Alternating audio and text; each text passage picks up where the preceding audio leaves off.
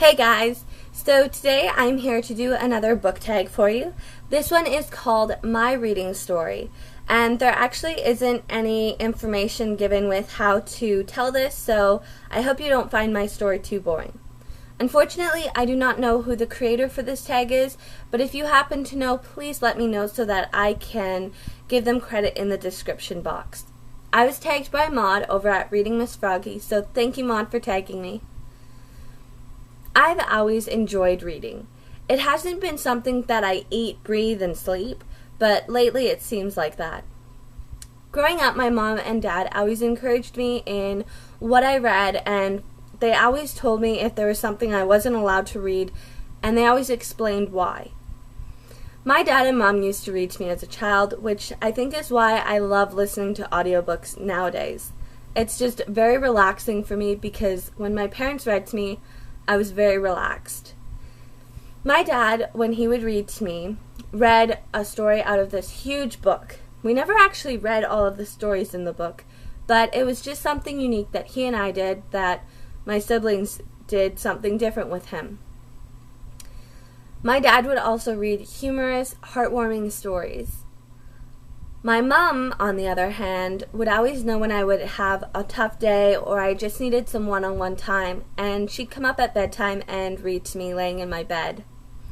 My fondest memories of when my mom would read to me was when my siblings, and myself included, were all sick at the same time.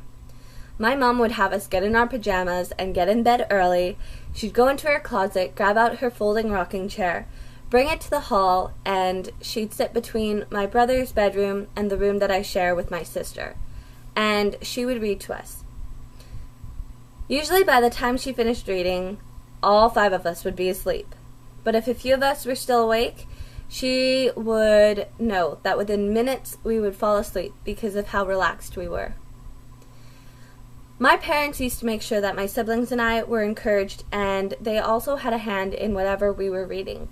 So, once a month on a Friday afternoon for about 2 hours, my mom would take my siblings and I to the library. See, growing up, I didn't really own my own books. I did have some that my parents would buy every now and then, or my papa would buy every now and then for us or for me, and those would be ours. But most of the books that we had read, we borrowed from our local library. During our visits to the library, we could wander around and look at the huge walls full of books. We could sit at a table and read. If needed, we could sit at a table and do our homework, but that didn't really happen. We could go on a computer and play some games, and at the end of the visit, we would be able to borrow some books to bring home to read until our visit in the following month. One book that I remember always borrowing from the library was Charlotte's Web. And that was due in part to the fact that I never actually finished reading it. I'd always get to the same part of the story, and I just have to take the book back because I'd run out of time. And I didn't actually finish reading Charlotte's Web until I was probably about 15 years old. Yeah. Around the ages of 8 to 12, we started dwindling down going to the libraries often, and we actually started buying books around that time. So that's why it took me till then to finish Charlotte's Web. I didn't get buying it till then. Around the age of 8, my sister lent me a book off of her shelf. It's actually the bookcase behind the door. Yep, that's hers, not mine. And she handed it to me and said, "Why don't you try reading this and see if you like it?" Because I told her that I didn't know what to read anymore. I read it and I fell in love with the story and the characters and the writing. It was called Christie's Great Idea by Anna Martin. It was the first book in the Babysitter's Club series. I haven't actually finished the series, but it's one of those ones from my childhood that I love. And I can still experience new books in the series even today. The characters are ones that I grew up with, and they went through struggles the same as I did. Not only that, but Anna Martin had a really great writing style that she'd make sure you knew that if something took place that was not good, they didn't end up turning out all rosy and happy. They had problems and they were dealt with. Now, I read those between the ages of 8 and 14, and even now I'll pick up a book from a used bookstore that I haven't read or I don't own, and I'll buy it and read it. Between the ages of 14 and 16, I didn't read as often. I just read every now and then. And it was same between the ages of 16 and 20. I did read a bit more than I did the previous years, but it still wasn't something that I eat, breathed, and slept. Nowadays, since starting booktubing, I actually have read more now than I have ever before in my life. You know, starting booktubing was something I said I'd never do, and I was shocked when I actually made the decision. July of last year for my birthday, I bought a book called Ruby Red by Kirsten Gier. In August, I ended up reading it during work, and I finished it within 2 days.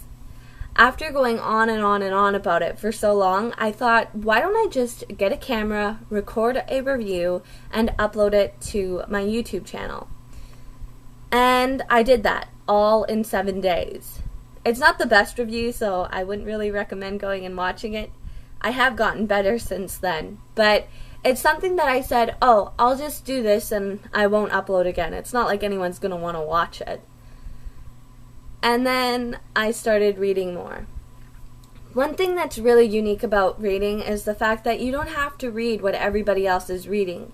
You can read what piques your interest and what you want to read, when you want to read it, and where you want to read it. And no one can tell you off.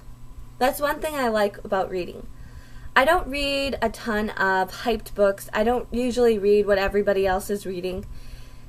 Sometimes I will, but usually I've gotten into the books before the craze has started, and usually, most of the time, I will pick up series after it's completely died down with the series.